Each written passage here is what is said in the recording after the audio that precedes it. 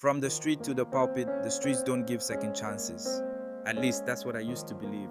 I was born in the slums of Owerri, where concrete cracked under bare feet and the smell of survival hung heavy in the air. My name is Tega, no surname worth mentioning, just Tega. My mother died when I was 8. My father drank himself into forgetfulness, and I was raised by the street. By 13, I could pick pockets with precision. By 15, I was running errands for a local gang. By 17, I was known as TK the Ghost, fast hands, cold heart, and no fear. We robbed, we ran, we survived. I had seen too much to believe in fairy tales of faith. Churches were for the weak, I thought. Preachers were just hustlers in suits. But deep inside, every night under the sky, I asked questions no one answered. Why was I alive? Why did I feel so empty even when my pocket was full? One evening changed everything. We had just finished a job, a dirty one. Someone got hurt, badly, blood on my hands, not figuratively, literally.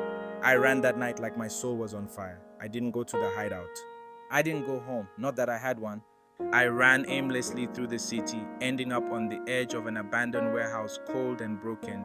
That's when I heard singing, soft, pure, like oil on bruised skin. A small church across the street had left its windows open. Inside, a few people sang, "Come unto me, all ye that labor and are heavy laden, and I will give you rest." I stood there staring like a ghost. For the first time, I didn't feel invisible. An old man in a worn-out suit stepped outside, saw me, and smiled. "Young man," he called, "come inside." I should have run, but I didn't.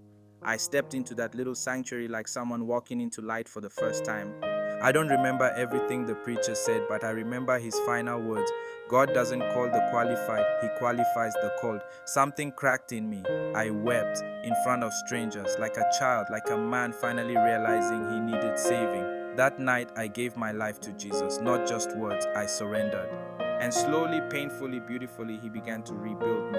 It wasn't easy. I had to disappear from the streets. I spent months in hiding, living with the old preacher, Pastor Uche. He discipled me, loved me, fathered me. I went back to school, later to seminary. I read the Bible like a starving man at a feast. I discovered purpose, identity, and healing. Now, 10 years later, I stand behind a pulpit, not as TK the Ghost, but as Pastor Tega Kalu. The same streets I once terrorized, I now evangelize. The same hands that stole now serve.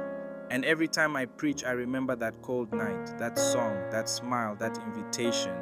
Because grace, real grace, doesn't just clean you up, it gives you a new name. From the street to the pulpit